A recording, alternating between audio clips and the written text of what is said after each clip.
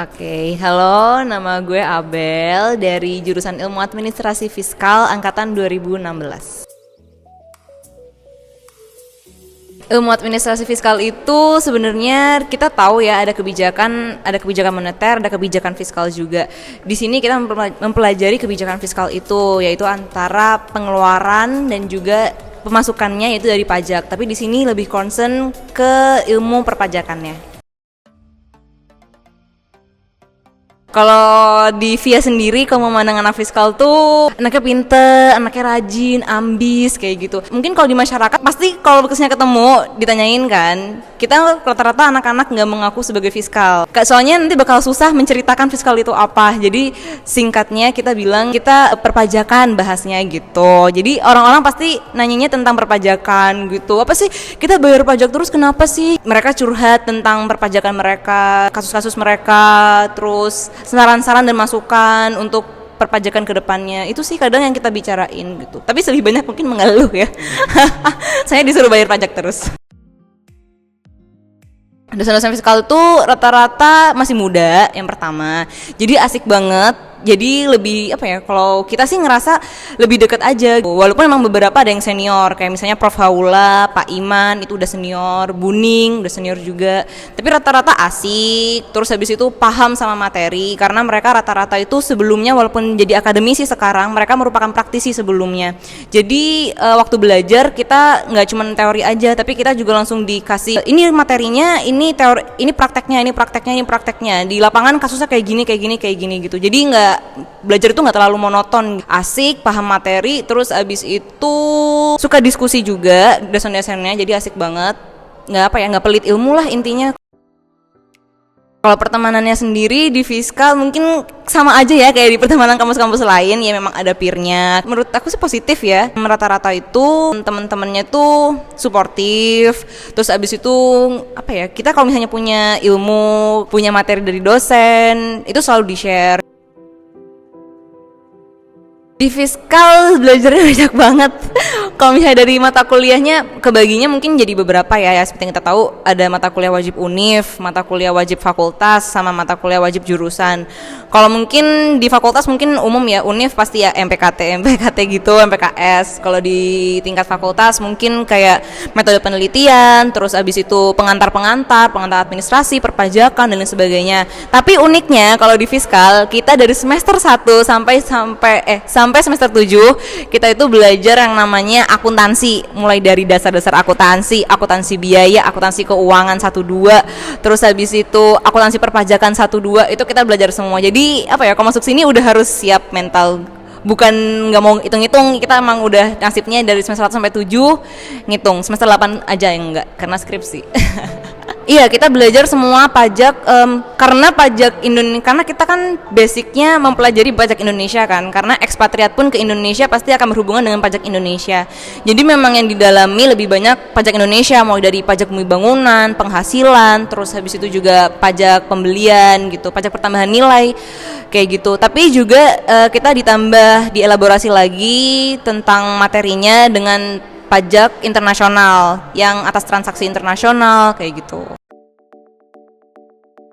Beda, kalau akuntansi dia itu lebih ke arah auditing kan, kalau yang aku tanya-tanya ke anak FE. Tapi kalau misalnya di fiskal itu kita emang bener-bener mempelajari tentang perpajakannya, mulai dari audit pajaknya, terus habis itu laporan keuangan tapi berdasarkan pajak, karena laporan keuangannya antara akuntansi dan juga pajak itu beda. Itu sih, soalnya kalau misalnya akuntansi emang radanya audit, kalau kita emang bener-bener bagaimana, kan kalau misalnya ada klien komplain tentang perpajaknya kayak gini-gini, mungkin mereka malas dan lain sebagainya. Nah kita tuh yang bantu untuk ngurus bagaimana perpajakannya itu sesuai gitu. Sebenarnya emang ranahnya dari Fakultas Ilmu Administrasi itu dalam melahirkan orang-orang yang mahir akan kebijakan. Nggak sedikit juga maksudnya yang kita juga larinya lebih ke praktisi-praktisi gitu, sesuai dengan passion kita masing-masing kan gitu. Jadi sebenarnya kalau misalnya lahir dari ilmu administrasi ini, baik fiskal, niaga maupun negara, kita bakalan jago di 2 hal, kebijakan dan juga prakteknya.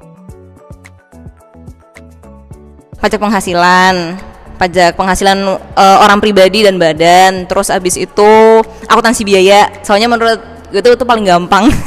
Terus habis itu mata kuliah pajak atas bisnis dan industri tertentu, karena ternyata nggak semua bisnis dan industri itu pajaknya mengikuti dengan pajak-pajak yang sudah ditentukan melalui undang-undang perpajakan, karena ada turunan perundang-undangan yang mengatur khusus untuk badan atau industri tersebut itu perpajakannya dibedakan gitu. Jadi unik aja, menarik. Jadi kalau misalnya di ilmu administrasi fiskal itu kita pasti akan belajar terkait dengan hukum, administrasi, terus ekonomi sama pajaknya itu sendiri. Sebenarnya dari dulu nggak sukanya akuntansi, pengantar akuntansi parah sih. Soalnya nggak sih itu pengantar akuntansi emang nggak tahu ya, agak kagok aja gitu di sini gitu. Terus abis itu pengantar kebijakan pajak itu soalnya agak berat, karena kita kan sebelumnya belum pernah diajarin untuk analisis kebijakan. Jadi itu step pertama untuk belajar bagaimana menganalisis sebuah kebijakan perpajakan. Jadi emang di situ benar-benar otaknya dibuat mikir, semua mata kuliah selama ini kita dapat semuanya kecampur di situ dan dijadiin satu, bagaimana suatu ya kayak gitu di industri tertentu, bagaimana aspek perpajakan di bidang ini tuh kita elaborasi semua di situ. Jadi benar-benar pusing aja. Tapi itu seru sih, soalnya kan juga step satu langkah lagi untuk ke skripsi gitu, menganalisis sebuah kebijakannya. Sebenarnya udah bagus, cuman memang kurang mungkin dimaksimalkan, karena kan sistemnya di Indonesia itu mayoritas itu adalah self assessment system, dimana itu perlu dari kesadaran diri sendiri dari masyarakat untuk mulai dari daftar, melaporkan, memungut, memotong, itu dari diri masyarakat itu sendiri. Jadi sebenarnya ini bukan tentang Direktorat Jenderal Pajak aja yang disalahkan, tapi juga harusnya kita juga sadar diri bagaimana kewajiban kita sebagai masyarakat, karena kan di sisi lain kita mendapatkan fasilitas dari pemerintah itu sendiri. Mungkin sampai sekarang kan kita masih akan melanjutkan reformasi perpajakan. Nah, menurut gue itu adalah salah satu tonggak utama untuk perpajakan Indonesia tuh jadi lebih baik lagi di kebijakan hukumnya, karena kita juga masih kehilangan celah-celah yang masih bisa dimanfaatkan sama pihak-pihak yang memanfaatkan celah-celah loopholes itu tersebut. Peluang karir dari lulusan fiskal itu sebenarnya banyak banget, karena semakin ke depan perpajakan Indonesia itu semakin ketat dan pasti banyak banget orang yang malas untuk ngurusin perpajakan secara individu, karena bakalan pusing sendiri, apalagi badan di Indonesia semakin banyak kayak gitu kan. Jadi peluang karir itu banyak banget. Yang pertama, terbuka luas dan dimanapun, meskipun tuh di bank, karena perbankan pun itu dapat perpajakan. Mau di UI, gak mau jauh-jauh misalnya pun bisa. Terus habis itu bisa di kantor akuntan publik jadi konsultan pajak. Terus habis itu bisa kerja di Direktorat Jenderal Pajak. Bisa juga sebenarnya di Kemlu, Kementerian Luar Negeri, karena perjanjian perpajakan internasional itu diwakili oleh Kemlu, Kementerian Luar Negeri kalau dari Indonesia. Nah, di situ untuk negosiasi dan lain sebagainya itu menggunakan ahli pajak gitu. Jadi dosen pasti bisa, jadi peneliti, researcher itu bisa. Terus abis itu buka konsultan sendiri aja lah. Jadi pebisnis bisa, bisnis konsultan itu.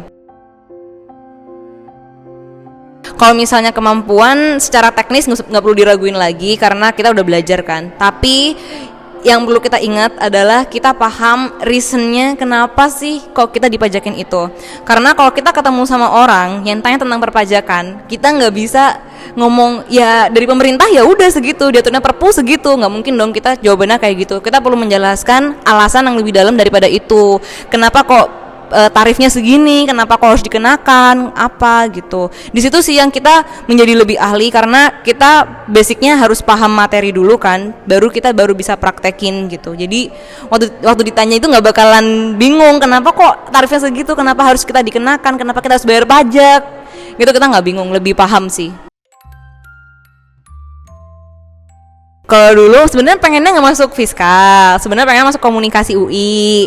Cuman dulu tuh sempet ikut tes di STAN, dan ayah itu keinginan ayah, pengennya ayah tuh masuknya di pajak, D3 pajak STAN. Tapi ternyata nggak lolos. Terus habis itu coba di SBM juga, itu waktu itu 2016 nggak lolos juga. Daftarnya juga komunikasi, sisanya di daerah aku di Jember. Terus habis itu nggak lolos juga kan, akhirnya ikut SIMAK. Nah sebenarnya di SIMAK itu ibu pengennya tuh masuknya akun FE, tapi ayah itu pengennya tetap di stan, pengennya tuh coba lagi aja di stan lagi gitu. Terus habis itu curhat-curhat sama temen, kenapa kok nggak masuk fiskal aja gitu, katanya tuh fiskal ada akun, ada pajaknya juga gitu. Terus akhirnya sharing ke ibu, ternyata katanya ya udah masuk situ aja nggak apa-apa gitu, toh masih ada akunnya, masih ada pajaknya. Ya udah, itu jadi pilihan kedua, jadi cuma daftar 2, Kom UI sama Fiskal UI, dan ternyata lolosnya di Fiskal UI. Ya udah, masuk aja. Mau masuk fiskal masih bingung, nggak usah bingung ya. Pertama mungkin mereka cari prospek ya, kedepannya kayak gimana. Kalau ngebahas prospek, fiskal tuh lulusan yang sebenarnya banyak banget dibutuhin, tapi nggak banyak cetakannya. Terus yang kedua, kita itu satu-satunya yang belajar ilmu administrasi fiskal. Kadang ada beberapa mata kuliah, bisa dibedain aja sih di internet, cari aja di Google perbedaan mata kuliah di ilmu administrasi fiskal sama mungkin di universitas lain yang namanya bukan fiskal, kayak perpajakan dan lain sebagainya. Ada yang beda aja gitu. Terus yang ketiga, kalau masih bingung mau di fiskal, yang ketiga itu kita tuh belajar langsung sama pakar-pakarnya. Kalau misalnya kalian tahu guru-guru besar perpajakan, di bidang perpajakan itu semuanya ada di fiskal, mulai dari Prof Gunadi, Pak Pri, Buning, Pak Iman, dan orang-orang dari kantor konsultan pajak itu rata-rata juga adanya di fiskal gitu. Jadi kita belajar dari pakarnya langsung gitu. Terus yang keempat, kayaknya banyak. Terus yang keempat, kenapa harus masuk fiskal? Karena menurut gue sendiri, suasana di fiskal akan terbangun dengan sendirinya kondusif untuk belajar gitu. Karena mulai dari teman-teman yang suportif, terus abis itu dosennya juga yang mengajak kita mungkin karena dosennya muda dan gampang untuk deket sama mahasiswa, dia tuh lebih menarik gitu, dan dia selalu lempar case. Kadang kan anak tertarik sama kasus daripada teori-teorinya, kasus aja lah lempar gitu. Nah mereka tuh suka ngasih kasus, abis teori dikit kasih kasusnya kayak gitu. Jadi belajar itu menjadi lebih asik aja gitu. Tapi kalau tergantung lagi, kalau misalnya kalian emang bingung memang beda passion kayak gitu-gitu ya, itu kembali ke kalian lagi aja sih gitu.